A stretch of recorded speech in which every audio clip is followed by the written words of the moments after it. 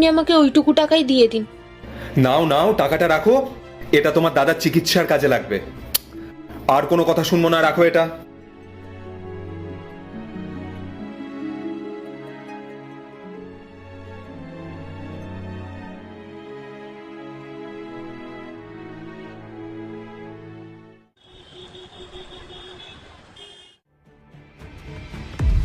কি ব্যাপার, ও শরীর এখনো ঠিক হয়নি?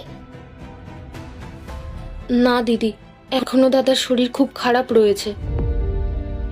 দিদি, আপনি একদম চিন্তা করবেন না, আমি কাউকে কিছু বলবো না। যে আপনি আমাকে বাসি খাবারটা দিয়েছিলেন, ওটা খেয়ে আমার শরীর খারাপ হয়েছে।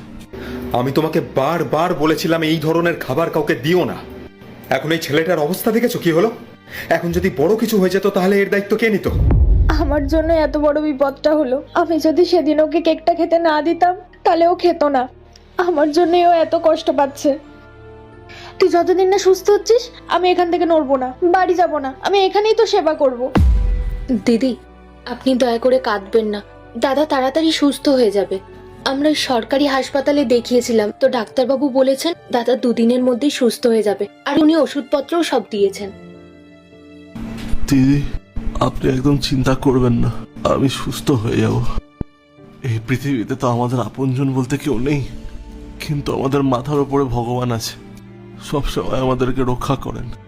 দেখেছো কত ভালো মানুষ এরা। আমি এদের সাথে এত বড় অন্যায় করলাম, অথচ এরা কোনো উল্টোপাল্টা কথা বলছে না। কত ভালো ব্যবহার করছে এরা।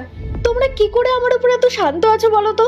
তোমাদের তো আমার উপর রেগে যাওয়া উচিত ছিল, আমাকে কথা শোনানো উচিত ছিল, খারাপ ব্যবহার করা উচিত ছিল, কিন্তু তোমরা সেটা না করে উল্টে আমাকেই সান্ত্বনা দিচ্ছ। একটা কথা বলি তোমাকে, এদের মনুষ্যত্ব বোধই এদেরকে বাঁচিয়ে রেখেছে।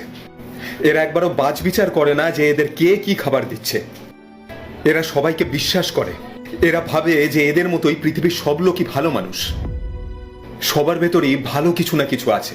তাই আমাদের দায়িত্ব এদের বিশ্বাসের মর্যাদা রাখা, এদেরকে ভালো খাবার দেওয়া, এদের সাথে এই রকম আচরণ করা নয়।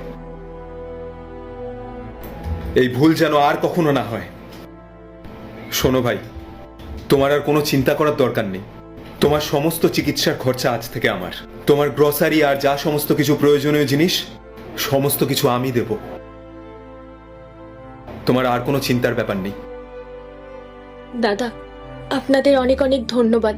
আজকে আপনারা আমাদের জন্য যা করলেন না, সেটা আমরা কোনোদিনও ভুলবো না।